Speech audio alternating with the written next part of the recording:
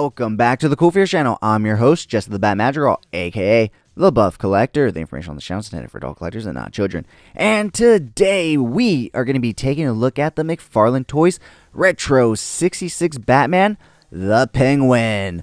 But first, if you're new, then welcome. This channel is all about cool action figures, analyzing them, hunting them, taking pics of them, and of course, playing with them. If that's your sort of thing, why don't you go ahead and hit that subscribe button? And while you're at it, why don't you go ahead and hit that bell notification icon so you stay notified when I do upload new content. If you do enjoy this video or any other videos that I put out, please remember to give them a thumbs up. It really helps the channel grow. With all of that out of the way, guys, once again, we are going to be taking a look at the brand new McFarlane Toys Retro 66 Batman, the Penguin. So whenever I do reviews for the Retro 66 line, guys, I like to preface them by saying these are not DC Multiverse figures. So this is a separate subline that Todd is currently doing. And so since these are not DC Multiverse figures, they will not come with a DC Multiverse stand or trading card. They do come with a few accessories, but not those. So what exactly do they come with?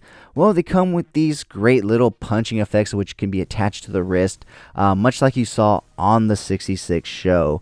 Now, this is a part of the newest wave, and I'm happy to see that Todd is finally giving us some new effects, because he had been repacking the old ones, and I have so many of the old ones. It's nice to see these new ones, especially this one. Kapow! Or pow! Kapow! Pow! Kapow! Ha! Pow! Pow! Pow! Pow!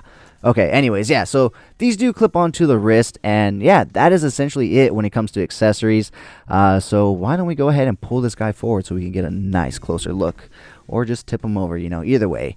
So let me just show you real quick. It will clip on to the wrist right there, so it can say kapow right in the kisser. So yeah, this is a very nice representation of the Penguin. It doesn't look too closely to the actor that portrayed him.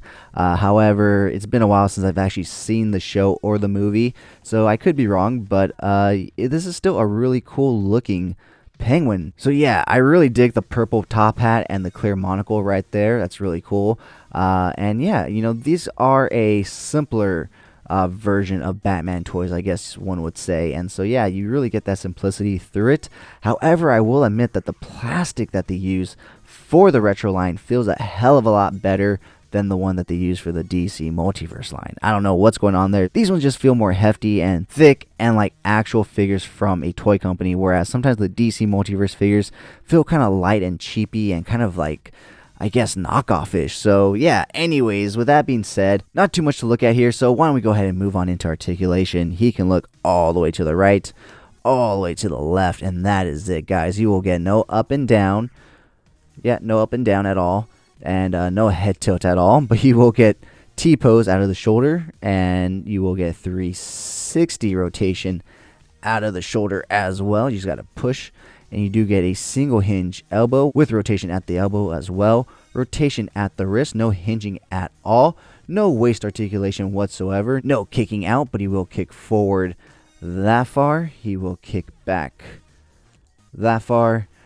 He does have a single hinge knee joint, and he does rotate at the single hinge knee joint, which only goes that far. It doesn't even go to 90 degrees. And well, that's about it. So yeah, like I said, a subline that Todd is currently doing.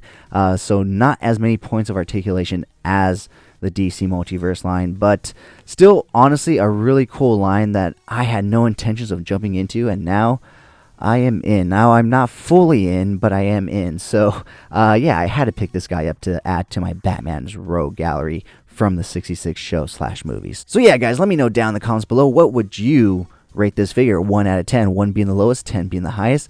Are you interested in this figure at all? Are you going to be looking for him? Are you going to be hunting for him? If you come across him, will you be picking him up? With that being said, guys, join me every Sunday for Coffee and Toys, a weekly toy news, toy talk podcast where we will go over all the latest and great toy news, reveals, pre-orders, and so much more. And join me every Wednesday over on Instagram at CoolFigurez for Coffee and Toys Live, where I will speak to a new guest every week about toys, toy collecting, toy hunting, toy photography, and so much more. Now let's go ahead and take a look at some really cool pics that I took of this guy. If you did enjoy this video, please remember to give it a like, share, comment, and subscribe. And as always, have a great fucking day.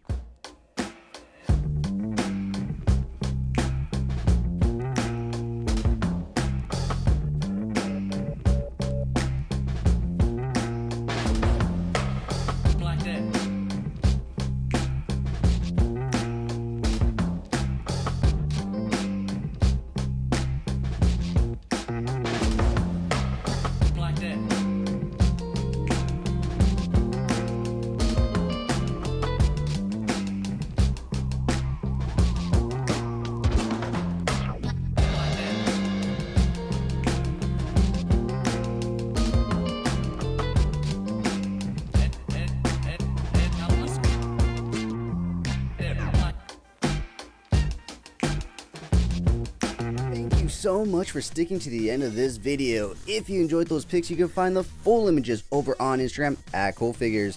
And I do also have a separate Instagram account for my more thought out, planned out, more edited pics called Epic Shots by CoolFigurez. Check it out. If you like what you see, leave me a follow there as well.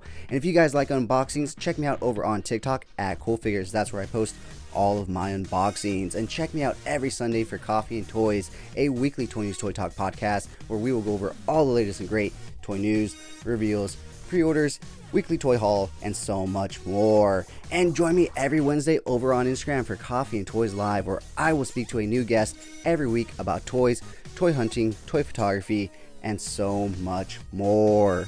Thank you so much for taking time out of your busy day to listen to me talk about toys. I really do appreciate it.